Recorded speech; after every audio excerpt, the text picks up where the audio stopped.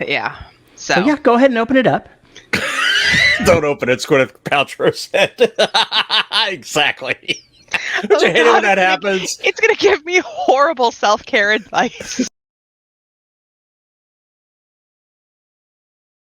So what you're telling me is your cat needs a wide load sign. No, she's too skinny for that. I have other cats that need the "Oh Lord, he's coming" sign. Oh, Chonk. Yes, Captain Chonkers. Everyone has like 16 different names for each pet, and his definitely includes Captain Chonkers, Captain Handsome, and just Chonk. Okay, so I have a serious question for both of you. How many cat ladies have y'all put in your books? Because, damn. None. Yeah, none yet. How is that possible? How is that possible? I've written several books where where all the characters have animals. It's easy to see I love animals. They're usually the only ones that come unscathed out of the story.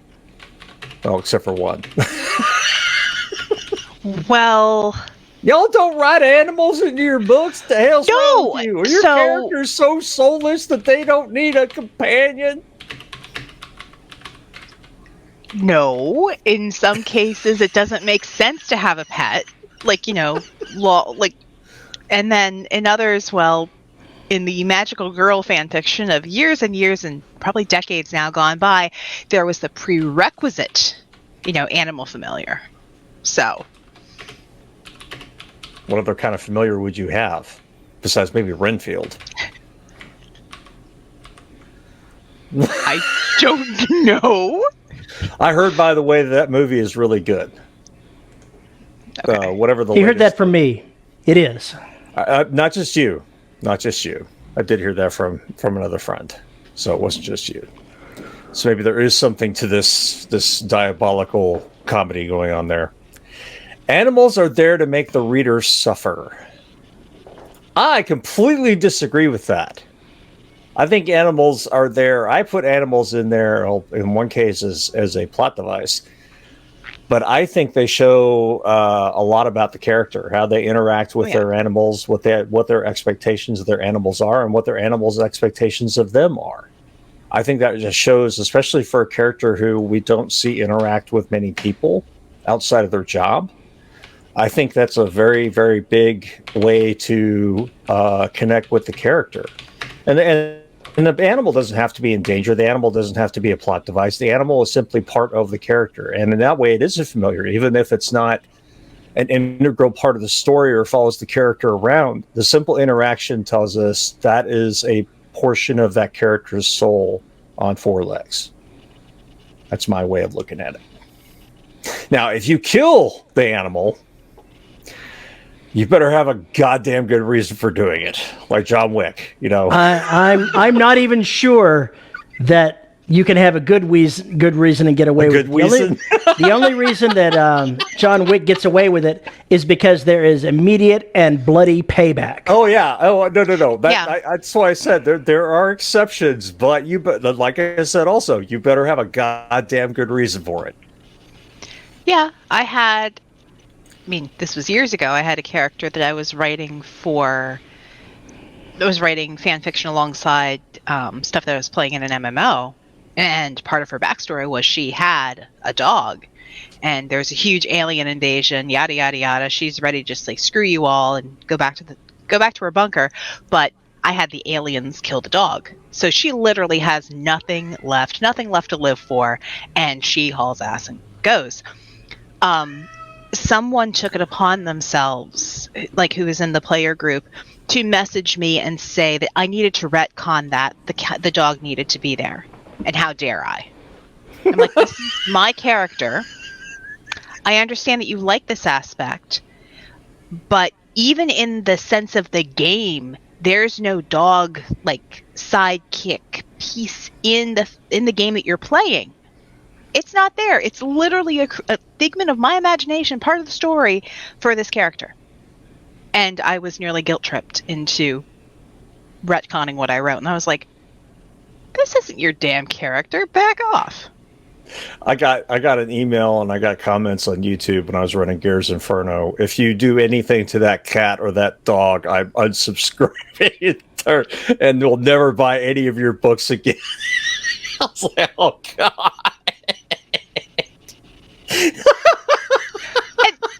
I get that. Because there are various like rating systems for shows. Yeah. And there's a rating system that says, if there are pets that figure prominently, does it survive through? What happens? Because there are plenty of people who will not watch or who will have a difficult time watching if an animal is in peril or does not make it through that peril. And I would say a child fits the same bill. Yeah, child fits the same bill.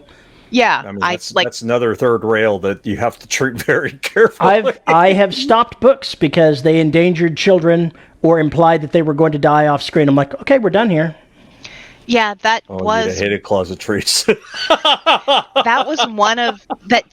Every narrator has like their hard lines of stuff that they won't narrate, and Children in Peril used to be mine. And then I got the start of a series, and there was like a ancient sacrifice thing going on. I'm like, oh God, please don't let this be the rest of the book. No, it was a prologue setup. I'm like, okay, I can get through 2 pages. But watching TV or watching movies where there is a consistent that kid cry where something is hurt and wrong and you need help, it's probably some maternal instinct. It just hits wrong. I'm like, can we please get past this? Can you mute this? I can't. For more than 30 seconds, I literally cannot deal. And we were watching an episode of, we're catching up with Yellow Jackets, that series, which is fantastic. It's some really great storytelling. I think it's kind of going into like Lost territory. I'm not a cannibal. It's a little weird. I'll grant you that. Yeah. But I love the dynamics between all of the actors at both periods of the story. But one of the plot lines comes to a climax, and there is a lot of crying. And it's a lot of very desperate, hurt crying. And I was like, I'm watching this on Mother's Day. Bad timing. I'm just sitting there going, really? This is what we chose to watch? It's like, you want us like sitting there crocheting and listening. I was like, fine, just get through it. Hate my children. Hate my children. There better be ESPN after this, man. There was What? Nothing. You can counter it. That's my counter. Stephen Sterling. Is it Stephen Sterling? S.M. Sterling, I think his first name is actually Stephen, he wrote a series called Dies the Fire, it's a post-apocalyptic series. In middling terms, that's what it is. And lots and lots and lots of people die during the event. And many books into this series, somebody is traveling through, I think it's Toronto, and they go to a tall building that's there, some iconic building, and goes up to the viewport that they've got up at the very top of the building, and he finds the skeleton of a woman and an animal. And it's apparent that the woman brought her cat up there, and then they both took medicine and died. Oh. Very sad. That hurt. That hurt reading it. Yeah.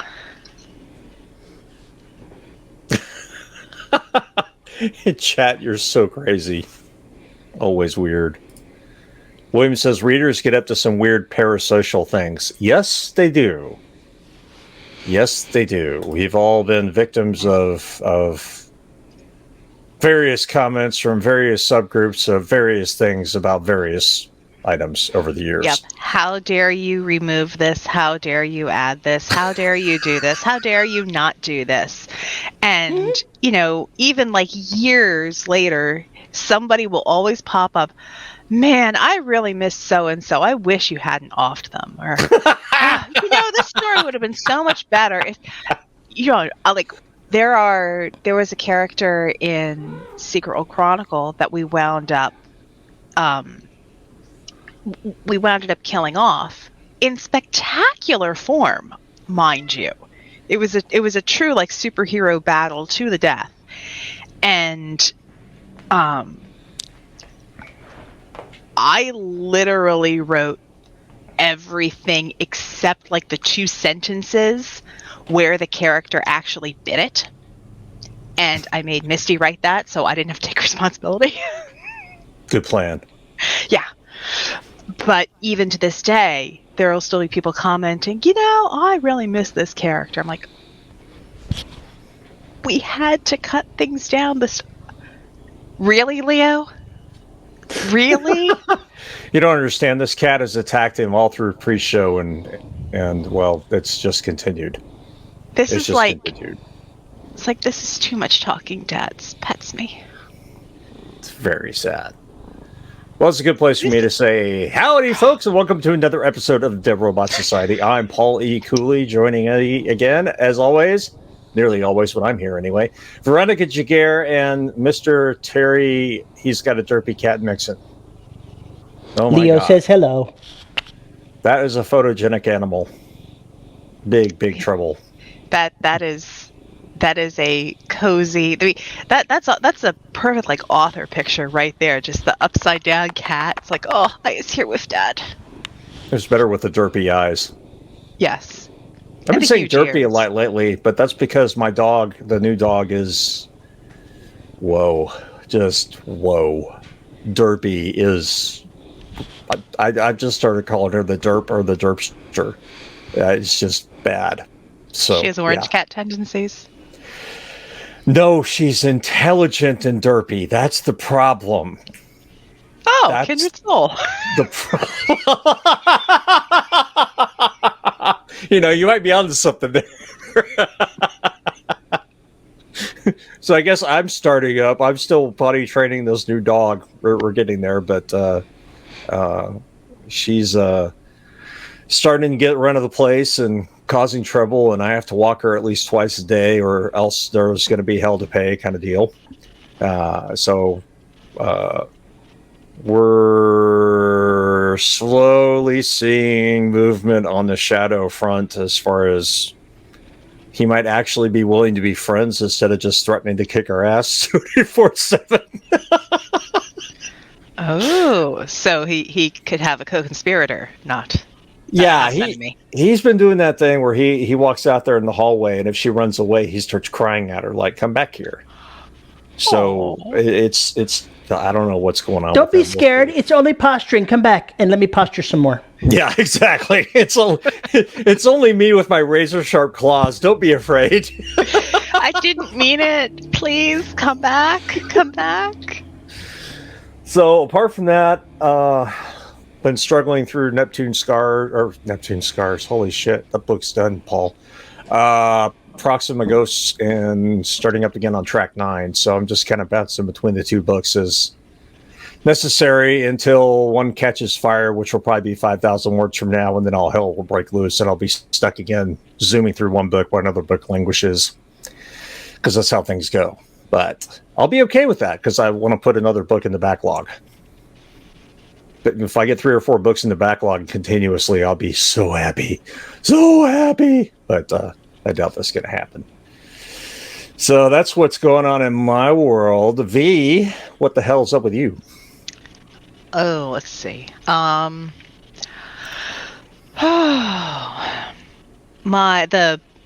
paranormal romance.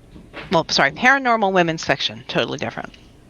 That book finally got released into the wild. And it was really trippy because I was over on Facebook and clicking through stuff, and I was, sipping my coffee, going through the reels, and one pops up, and it's a book one. People are flipping through this, doing like the little book fan thing, and I hear my voice. I don't listen to myself. And I'm like, I literally like shrieked at my desk, scared the crap out of the cats, and was like, oh, that's me. Oh my gosh, that's me. I'm on a reel. I wasn't even looking for it. Holy crap. So I find it and promptly share it. But it's really nice to work with an author who's leveraging the trends, because women's fiction and romance have a lot more going on with social media than, say, science fiction or horror or fantasy. And a lot's not just because of the audience. And it's really interesting to see not just her, but some other authors leveraging social media and pushing that out and watching it come back.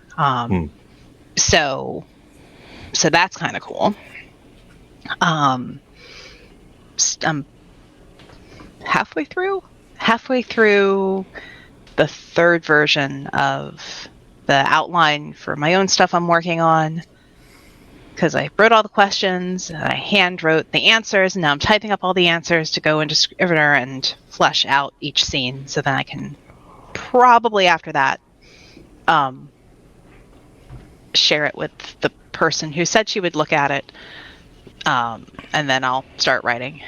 And then the collab project is 20? It's somewhere between 20 and 25,000 words in, and it's only at like a quarter, so it's going to be a big book, but that's cool. And that one is being investigated to be done as a Kickstarter, which I'm excited about, because it means that I can set a budget and I would be the one narrating it, so audio would be one of the stretch goals. But in my ideal world, I'd hire a director to work with me to cut down on like pickups and to keep things consistent. And plus, I help you learn. Yeah, no, a director. I would still be the producer of the audiobook, but literally someone who sits there and has the script. And yeah, and I know a handful of people who do that in addition to narrating, so I know their rates, and I'm like, yes, I'm going to get to this point so I can hire this person I like and this person I like, and then we're going to work together and it's going to be awesome. Because what's the fun in doing creative things if you can't include other people who do creative stuff and do it well and get them paid? So yeah, and then there's this box from Terry that arrived, and I'm not sure if I'm supposed to open it yet or not. Almost. We'll get to that in a minute, I think. Terry, what the hell have you been up to and why? Yeah. Well, who knows what the why is? And, I just finished writing the first draft of Ships of the Line, book 9 in the Last Hunter series. So I'm going to start the editing tomorrow, get that wrapped up in a couple of weeks. So as for why, because my mortgage likes to be paid, that's why. You're such a simple man of simple needs. You weren't here. You couldn't see my office all put back together the way I wanted it. So can you see it now? I'm looking at it now, and I have to say I am impressed. What's in the box? Oh, and maybe I should mention that I sent a box of stuff to V, and I took one in person to Paul. So they have unopened boxes that they do not know the contents of. No, I wonder what could be inside them. There have been guesses from my children. At least. Let's hear the guesses. Oh, I know what it is. Are we opening this now? Is that what we're doing now? We're about to. Oh boy. Okay. So what are the guesses? The guess was cat furniture, because I had regaled them with stories. But yeah. So yeah, go ahead and open it up. Don't open it, Gwyneth Paltrow said. Exactly. Don't you hate it when that happens? It's going to give me horrible self-care advice. It's going to advise her to put an avocado where? I don't want to narrate that. Oh, God. Taxidermied aardvark? Taxidermied aardvark? Really? Part of he's thinking we just got all of another box. Cat furniture with cats?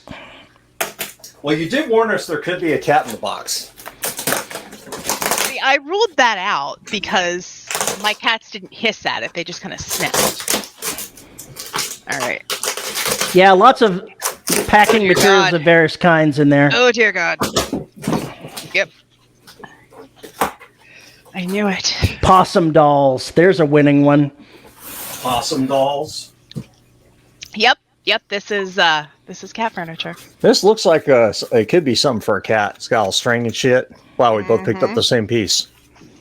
This is which is really funny because the bucket bed that's right next to me is it's very well loved with the sisal room. Good Lord. Well, I know what's happening to my bookcase behind me. I was thinking that very same thing, Paul, when you talked about that, and I already knew what I was going to be delivering. I was like, yeah, he's talking about moving that bookcase and needing more room for his cat to do stuff. And I was like, oh, yeah, we can help this happen. This is going to have to go someplace else in the house. I don't know. Yeah. I have no wall room in here, and I can't really install things onto the booth because Love it.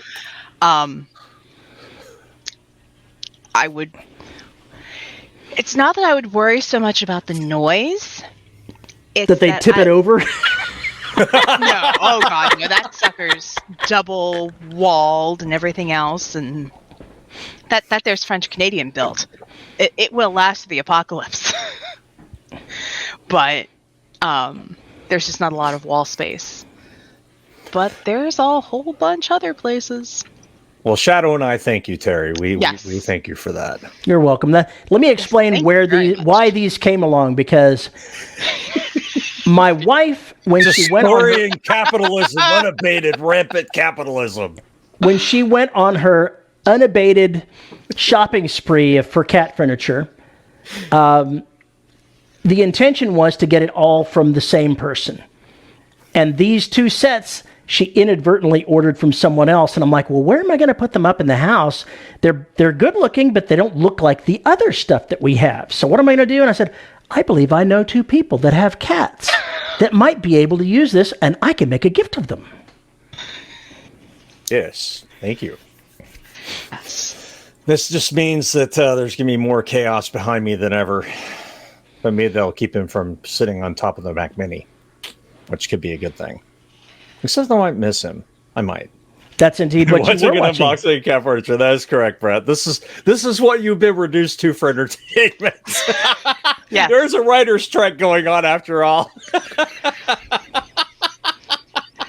So is French Canadian built anything like Welsh built? Requires lots of 4x6 wood and gaffer tape? No. So it requires iron. So it requires like deck nails. And it's the booth. So when I say French Canadian built, my father-in-law built my recording booth for me based on plans that I bought online. Among the many things that he has built over his 60 plus years of being a working carpenter, and a very, very good one at that, he used to build quiet rooms for banks up in Connecticut. And so when I said I need a booth that's going to be absolutely quiet, he was like, oh yeah, I know what we do with there. And it's MDF wood, 2x4s on the framing, and then there's plywood, and then there's drywall, and then there's what is it called? Peacemaker foam, which is a sound dampening layer. It cuts out the mid-range noise, so like street noise, just not the low rumble stuff. And then on top of that is the audio foam that cuts down. It reduces the reflections on the inside. But it took... they had to build it in parts and then bring it over here and assemble it, and it's on casters. But that sucker's not moving. Maybe on casters, but you'll need the Hulk to move it. The only reason it's on casters is so it doesn't touch the floor, and it reduces the amount of vibrations that you can pick up from the floor. Oh. That's wow. Bigger brains than me were involved in designing this, obviously. Yeah, but that means that right now my noise floor in there, without any editing, just raw audio, is under negative 60 decibels, which is pro recording room, which is like, yes. I hate you for that. So, Matt says, is it full suspended room noise canceling? I looked at that for a previous garage for recording drums and then moved house.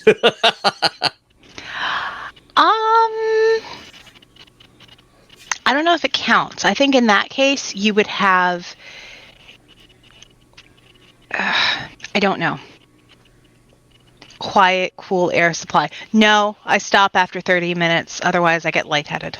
I was thinking of how this could work. If you had like something to blow air in, but the actual motive unit was far away and you had lots of hose so that you didn't catch the noise, it could have air circulation. It could. And there is, I do have a fan and there's a vent in there, but the fan, it's a little too noisy. And it's good if I'm in there, I need to circulate air, especially in the summer. But usually what I do is I just go in and I make sure that the air conditioning in the house is turned off because that hum is terrible. And if once the house hits 80 degrees, I stop because I've got to deal with other people. Gwyneth Paltrow, Brett says Gwyneth Paltrow gave her advice. No, Gwyneth Paltrow did not give me advice. This is Veronica, let me recommend this heated stone that you need to put somewhere, and it will help your recording so much. Oh my God, I'm going to change the subject before. You know what? Whatever Gwyneth Paltrow can come up with as recording devices, I can promise you I have narrated far more indelicate things in indelicate places. So she can take her heated avocado oiled rock of whatever and sell it to somebody else.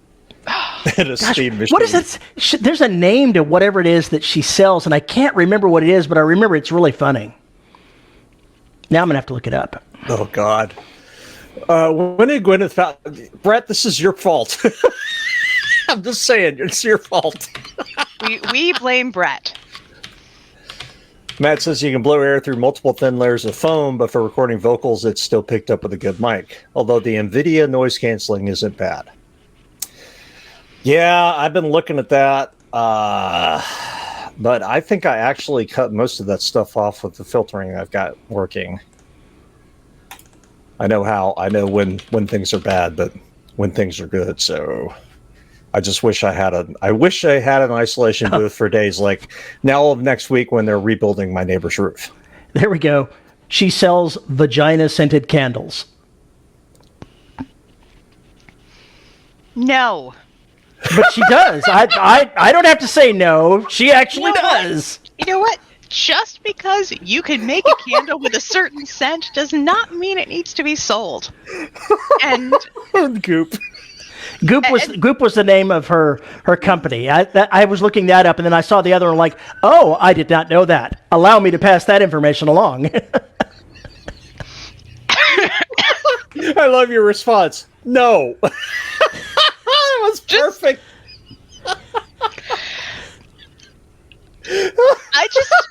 What the fuck? Oh, I had not heard of this. There's part of my brain's going, okay, so if anyone that doesn't know me very well or knows me too well listens to this episode, I'm going to be in a heap of trouble. Do I care? No. Calculate the damage. No, I don't care. Because then the other thought is, on what occasions is such a candle used? I mean, is that the eau de parfum that one would have at, the OBGYN's office? Is it a bathroom candle? Who knows? Where do you use this particular scented candle? Wow, Terry, she asks much better questions, much more snarkily than we ever could on this subject.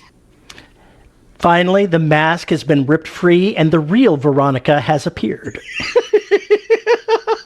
No, I put that up there for a reason. Oh, how dare you.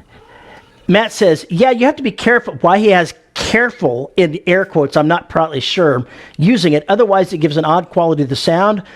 And I'm reading this and going, we're talking about vagina-scented candles. I'm not exactly sure. I had that mental shifting from third to first as well.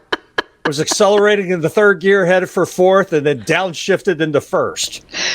Well, they give an odd quality to something, that is for sure.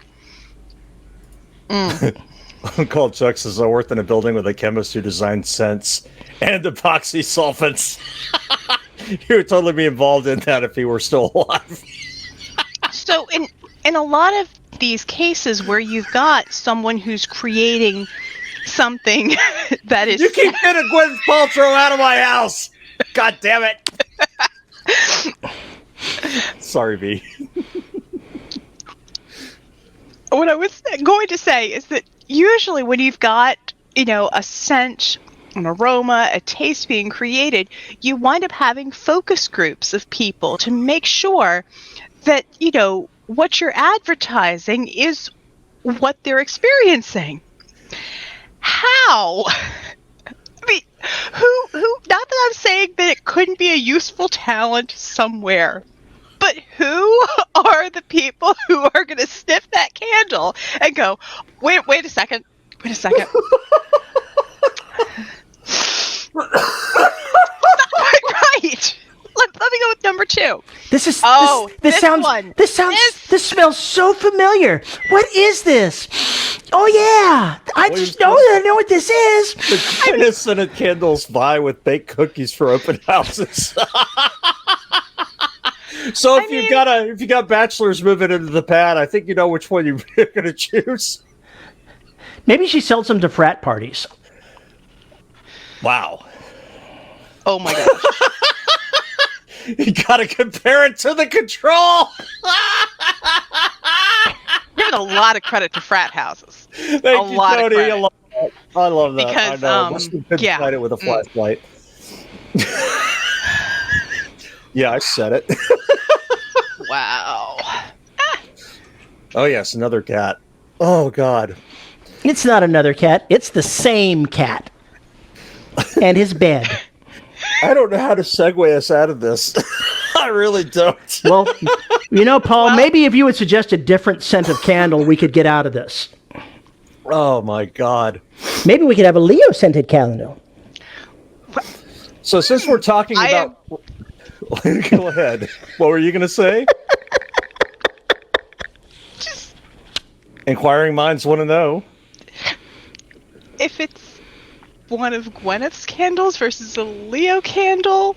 Can you smell much of a difference?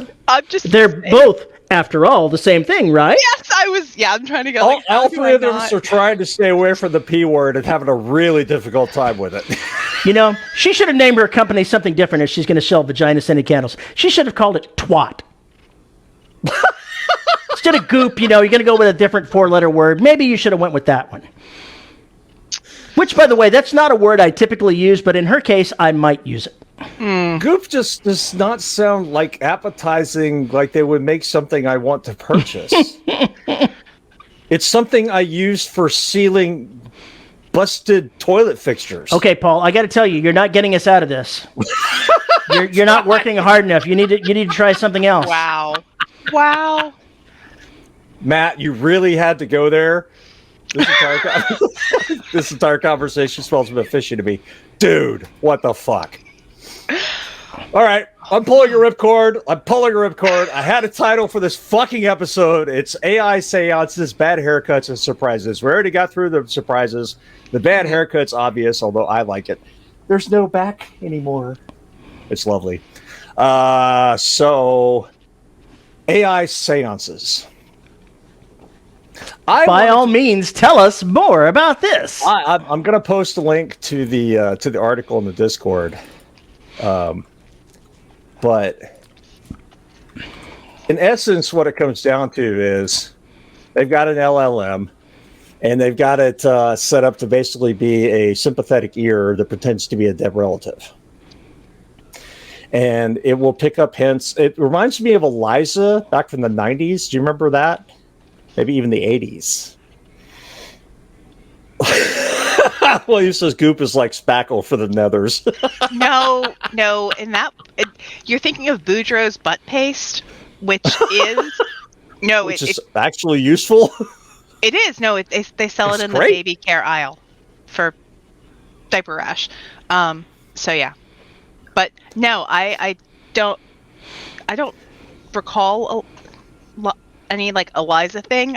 At first, I'm like, is this like Miss Cleo sort of thing? Sort of. 1-900. Call me now. It was a simple program that basically you would ask it a question, or it would ask you questions, and then you would answer, and it would ask you questions to explain the answer. So it really wasn't much of a therapist, so to speak. It was just a way to talk out loud to yourself. Kind of like a Socratic method. To a certain degree, yeah, that's kind of how it was intended. Now, imagine taking that kind of deal, tricking it out with a very intelligent LLM, and then making a company that will sell you a seance session with a relative. A dead relative, excuse me. Does it have to be a relative?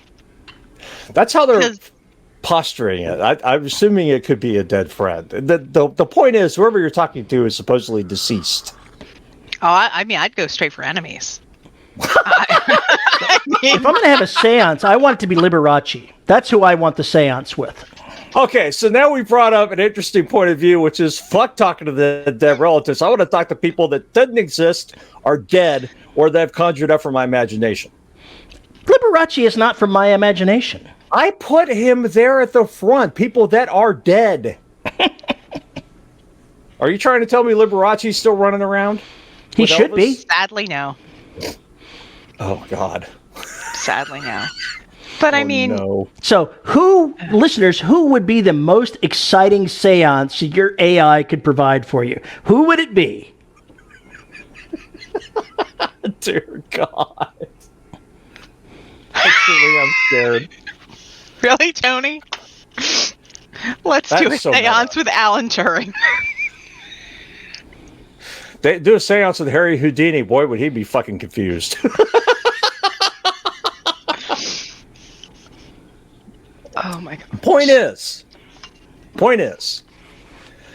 the flim flam is everywhere, and they don't even ever try and advertise it as anything other than it is. And there are companies vying to do this. They're going to be competing with one another to become your warehouse to go talk to your dead relatives. This concerns me because it means they could be scraping your family photos. They could be scraping any of your family trees. They could be doing all sorts of things to train these models, which I'm sure is what they ultimately will want to do. What I find interesting about it is that, number one, somebody decided they were going to do this. And number two, that they're probably going to make money. I'm reading the article, and the way that it's describing that they set up your relative in there, it's really reminiscent of a lit RPG that I listened to that was talking about how a person's character, if they were in the middle of, if the playable character was in the middle of an action, but the player logged out, then the character's behavior and mannerisms extrapolated from that point. And only by asking really specific questions could you tell if it was the AI controlling the character or if the player was actually controlling the character. And that's what this feels like. Chuck says it'll all be part of the package. Just give us all your family photos, diaries, etc. Yep. And Tony says, very, very aptly, train it off a dead person's Facebook messages. Would that really work, though? I don't think it wouldn't be. Well, would it be accurate though? Because if you're only using stuff on social media, a lot of times that's very hyperbolic. It's the very good or the very bad.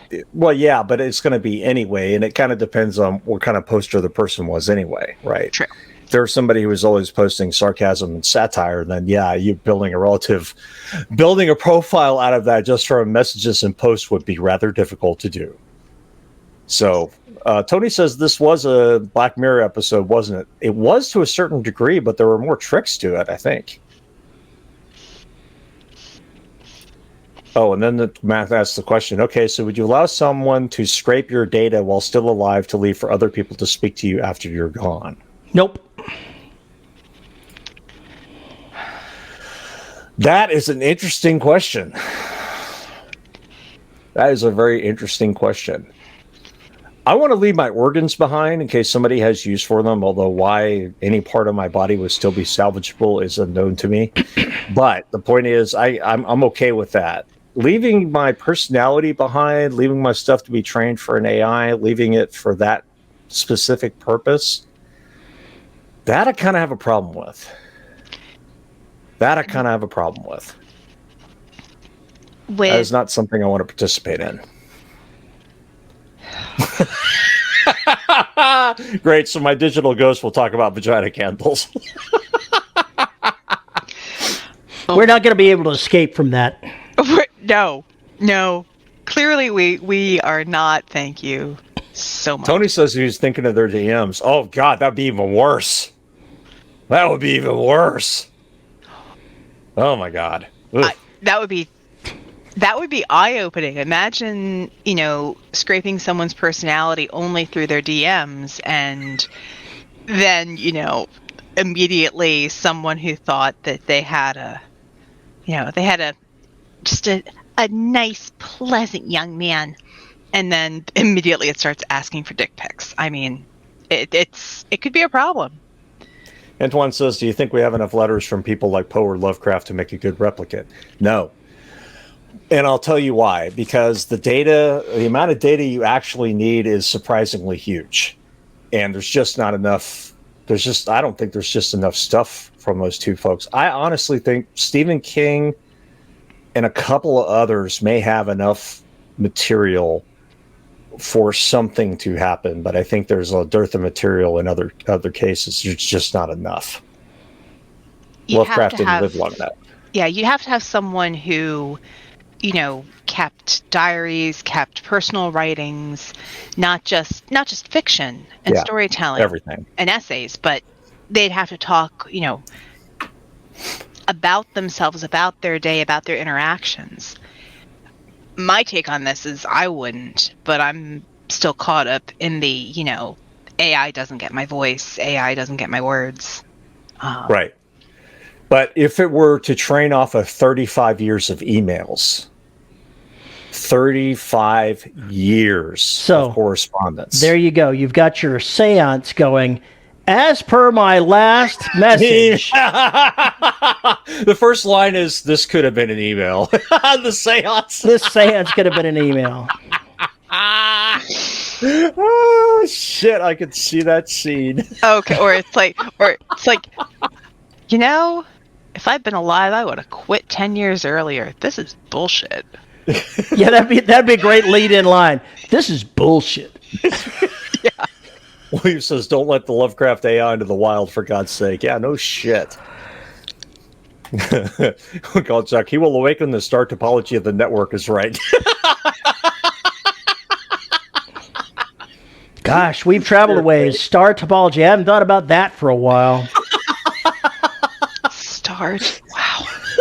The Eldritch network topology. It must be Microsoft. That's all I could say. Matt says, yeah, training an AI is really expensive in terms of data. Millions of examples produce a fairly specific result set. Not really practical for any specific person unless there's a specific reason. Correct. Mm-hmm. Correct. For now. What it's going to be like in 2 years, who the fuck knows? I was going to say that in addition to this article, the Distractable podcast, I'm going to leave a link to it as well in the live show, had a very interesting had a very interesting podcast about this very thing, but they were talking about it from the creator standpoint, as outsiders of that, looking at it and looking at the effects. And it was a really interesting episode. It chimes in with the things that we've been saying, but it comes from a different vantage point. So but it was a funny and good show. And it also talks about a few things that I was not aware of. So I would honestly suggest you check that out. If nothing else, it's just interesting ideas there. So interesting gotchas. There was another bit of news that came in recently that the Supreme Court ruled that Andy Warhol violated the copyright on that photographic image of Prince. And I posted a link to the news article about it in the Discord. But they said, in short, it wasn't even close. It was 7-2 as far as the ruling. So it was not a split decision. This was pretty majority-wise. They said that the work that Warhol did with that was not transformative, that it was derivative, that it was for the same type of purpose, and they slapped them down for it. So I'm curious what you think of that. Does that help writers? Does that hurt writers? Does it matter? I'm curious what your thoughts are.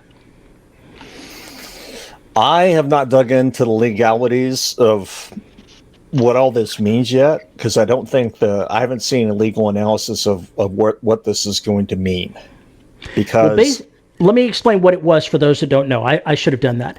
Basically, a photographer took a picture of Prince and he licensed it to the Warhol people for a specific purpose and a limited number of whatever that was. And that part went fine.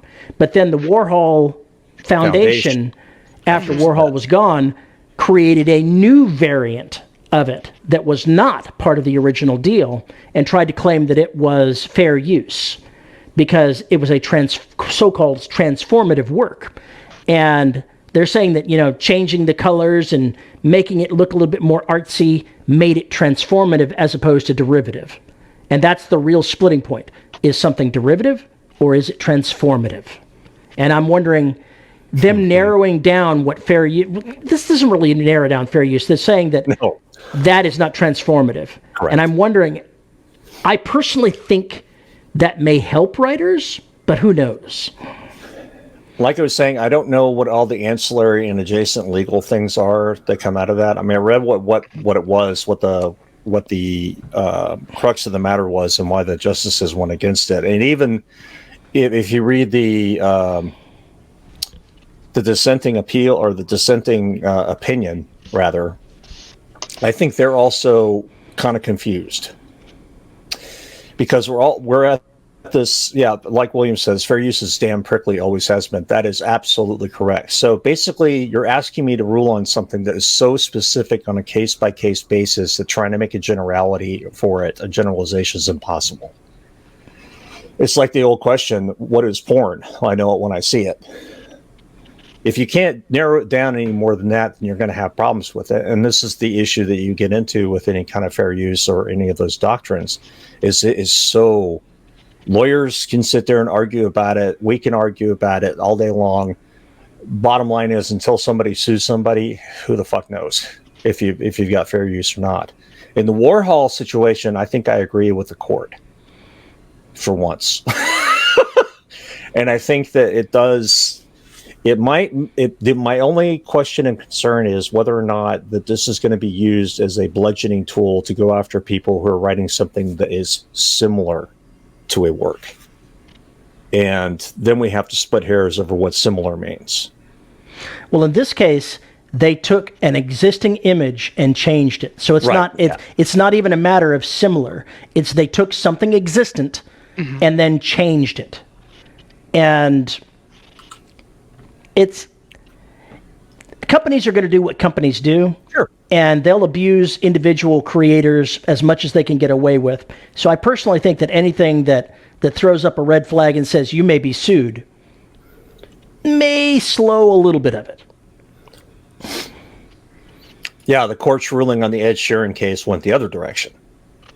So that was interesting too, because that collapsed that whole mess. Well, the thing with Ed Sheeran, though, is he brought in plenty of examples of that same chord being used in other works where musical chords may be a little different. It's much easier to envision simultaneous or even completely and utterly independent creation of the same musical chord. Right. Just like the same plot, just like the same character, just like same pieces of dialogue. Yeah. It happens. I mean, if it happens for a couple of pages, that's one thing. If it happens on every page, then we have a problem. So there's this is where we get into this mess. What really these people don't grasp though, and Distractable mentioned this about how many fake AI generated books got flooded into Amazon. What's happening is by doing that, they're really just wrecking everything for everybody. And ultimately, they're going to have ways to basically pick those things off for what they are. Then you're just going to get tons and tons and tons of blocked accounts. But even more importantly, you can't copyright them. Yeah, they cannot be copywritten. That Supreme Court has already decided that. Yes, there was a ruling on Queens Under Pressure and Ice Ice Baby, one note difference. Yeah, the difference is Vanilla. Yeah, Vanilla Ice ended up paying, didn't he? He lost that case. Yeah, he lost that case. Yeah, because you can listen to that because. Oh yeah, both songs, I know forwards and backwards. I'm not sure if I'm proud to admit that I know all the words to Ice Ice Baby, but just face it. That's your favorite. Vanilla Ice is your favorite character in the Teenage Mutant Ninja Turtles movie. Just admit it. One of the differences with that case, as opposed to Ed Sheeran's, is this was an extended bit of music that was substantially similar. Yeah. Mm-hmm. And that's why he lost that, is because it wasn't just, a couple of notes just happened to fall in the same arrangement here. This was an extended bit. It was the bass line. It was the bass for the whole thing. Line. And there is a 5 seconds or something like that you can use. But beyond that, if you keep repeating it, you're basically breaking the law. Yeah, just in terms of music, I was watching, it was called Song Exploder, I think, on Netflix. And it's just little short half-hour explorations of how artists created these songs that became really big hits. And I was watching an episode on The Killers, When You Were Young. And they talked about how oh, geez. Thanks, Brett. Anyway, word to my mother. That's a whole different episode. So, but they talked about how in part of that song, they include a descending chord pattern that is referenced heavily in Bruce Springsteen's Born to Run. And yeah, it's a good chunk and you can hear it, but it's not a case of ripping off the music. It's incorporating that piece because it's part of it's almost like a natural progression of the genre, and it helps to bring that part of the song into the next piece and help it flow. Right. So I would say that's analogous to Tolkien's goblins, elves, and everything else, right? Yeah, you can.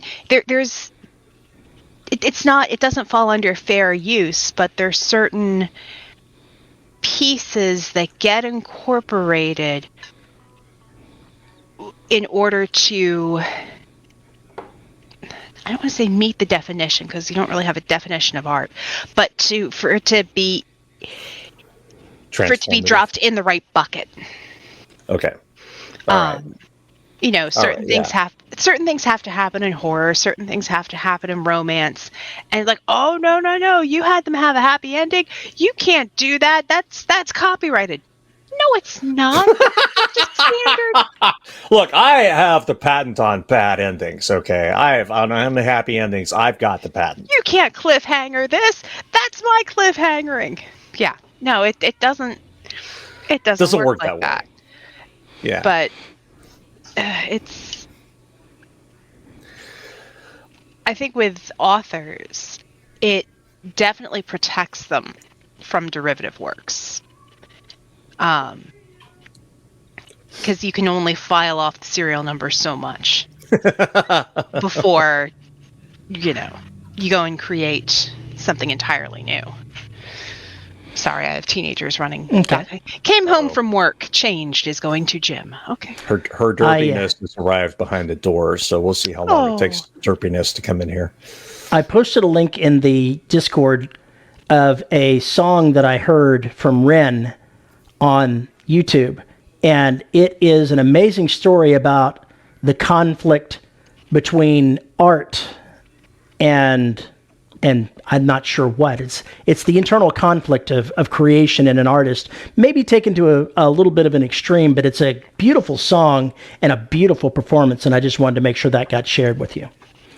Which is, what was that word that some author tried to copyright? I can't remember. Lit RPG. Was it Lit RPG they tried to copyright? There were a couple things. There was that. There was one author who was trying to copyright the word cocky. Yeah. And there was a whole uproar. Cockygate. And you know where it was from? The romance.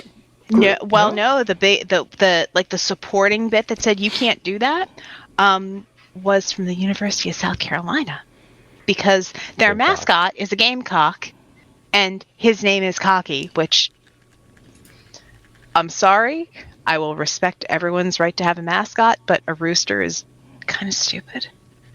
So I will die on that hill. That's okay. I'm not for the Gamecocks or for Clemson. Y'all can figure out what your team is. I will. Y'all can ruffle your own feathers. I'm staying out of this. Yeah. Y'all can go scratch another yard. I'll stay. The guy that did the Lit RPG copyright is Alarian Kong, and he for a while pronounced himself as the father of Lit RPG until plenty of people pointed out that Lit RPG was being done by that name in Russia before he ever published anything. And so he changed it to the father of American Lit RPG. Matt says, I wonder if Red Dwarf could have copyrighted the word smeg. No. They probably could have. Who knows? I don't think the Brits would have allowed them to do that. I don't think the British court would have allowed that. But hey, maybe in America, because Americans are not all that bright about this shit. You know, Battlestar Galactica. What was it? Frack. They could have done frack. Yeah, but then you couldn't have had the Taco Bell frack attack or whatever the fuck it was they were running at that time. Does nobody remember this?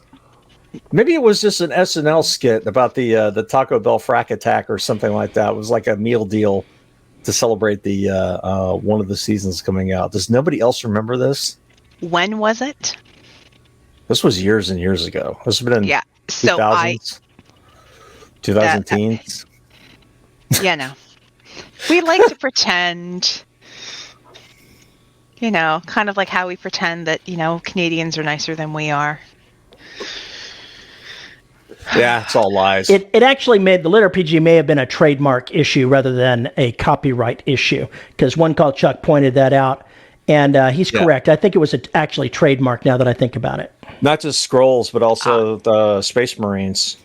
Yeah. Oh, yeah, that was a huge one too. Because Games Designer Workshop, a bunch of cocks. I have so many nice things to say about them. Oh, superheroes. That's another one.